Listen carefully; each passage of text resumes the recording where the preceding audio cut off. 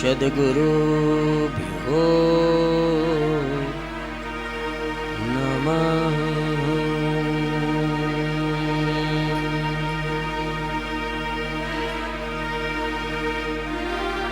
वक्रतुंड महाकाय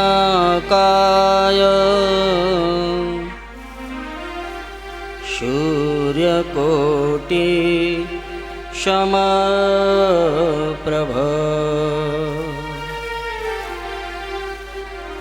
निर्विघ्नं कुरु मे देव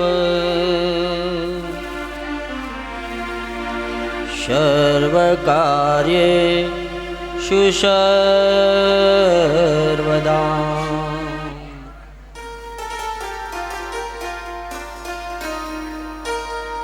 वसुदेवसुतं देवं कंसचाणूरमर्दनम् देवकी परमानन्दं कृष्णं वन्दे जगद्गुरु।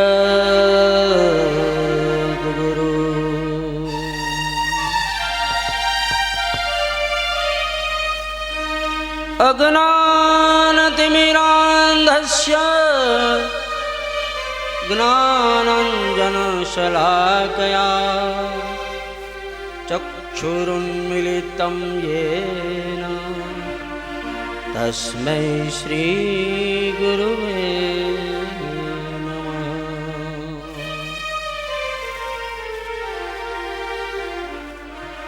गुरुर्ब्रह्मा गुरुर्विष्णु गुरुर्देवो महेश्वर गुरुर्साक्षात् परं ब्रह्म तस्मै श्रीगुरुवे नमः।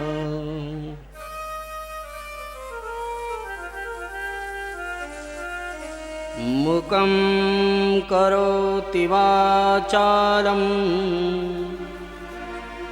पंगुलं गयते गिरिं यत्कृपातमहं वन्दे परमानन्दममाधवम्।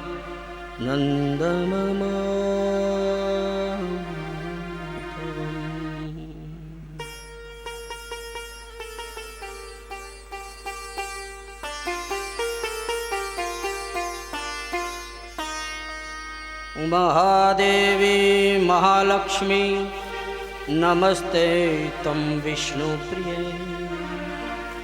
शक्तिदाय महालक्ष्मी नमस्ते दुःखभञ्जनी। श्रेयः प्राप्तिनिमित्ताय महालक्ष्मी नमस्तुभ्यं। पतितोद्धारिणी देवी नमाम्यहं पुनः पुनः नमाम्यहं पुनः पुनः।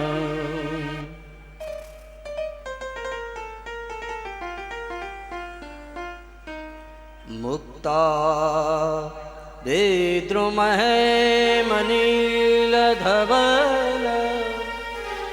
शायर्मुखे स्रक्षणे युक्तां बिन्दुनिबद्धरत्नमुकटां तत्त्वार्थवर्णात्मिकां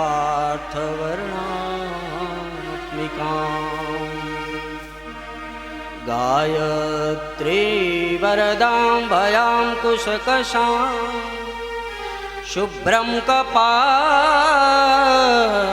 गुणं शङ्खं चक्रं यथारविन्दयुगलं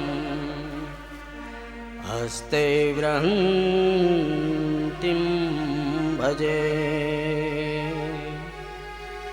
हस्ते बृहन्तीं भजे। कृष्ण कन्हैया लाल की जय। द्वारकाधीश की जय। लक्ष्मी नारायण देव की जय। श्री वल्लभाधीश की जय। श्याम सुंदर श्री यमुने जी की जय। श्री गिरिराज धरण की जय। उमापति महादेव की जय।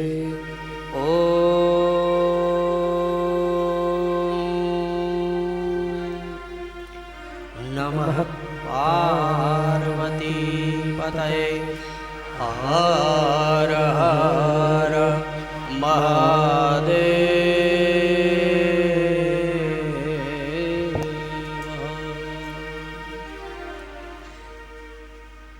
સર્વ વૈષ્ણવોને જય શ્રી કૃષ્ણ. ગજરિયા પરિવાર આપને બધાને વંદન કરે છે. આ ગાદી ઉપરથી હું સર્વને વંદન કરું છું.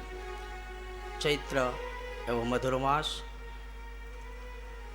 એની અંદર ઓખારણનું બહુ મહત્વ છે.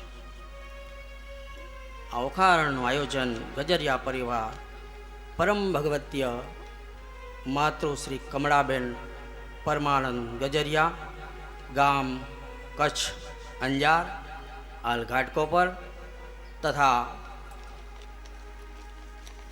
શ્રીમતી અલકાબેન તથા દીપકભાઈ અનમ દ્વારા સરસ મજાનું આયોજન કરેલું છે, જેની અંદર આપણે આજે બીજા દિવસમાં પ્રવેશી અને સરસ મજાના ઓખારણના કડવા છે એનું ગુણગાન કરતાં કરતાં આજે બીજા દિવસમાં આપણે પ્રારંભ કર્યો છે.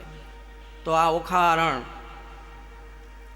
એનું મહત્ત્વ ચૈત્ર માસમાં જ છે, કારણ કે આપણે કથા સાંભળીએ છીએ. ગઈકાલે આપણે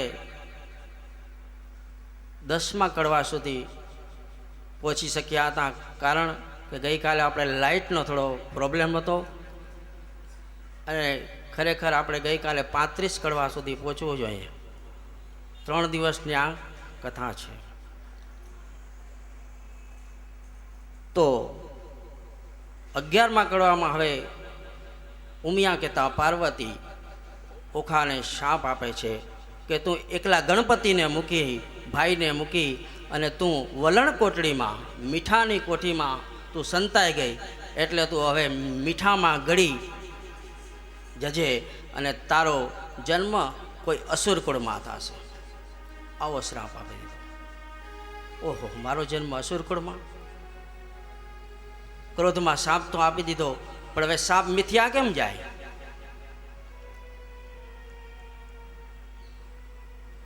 ઓખા ગરગરવા લાગી. ત્યારે ઉમિયામાએ કીધું પાર્વતીએ કે બેટા, તારો જન્મ અસુરમાં થશે, દૈત્ય કુળમાં, પણ તારા લગ્ન એ દેવકુળમાં થશે. દેવતાઓ તારો શિકાર કરશે. જાઉં તને આ બીજું વરદાન આપું છું. અને ઓખા ને શાપ આપે છે. 11મા કડવામાં આપણે બધા ઓખારણ છે સાથે રાખજો.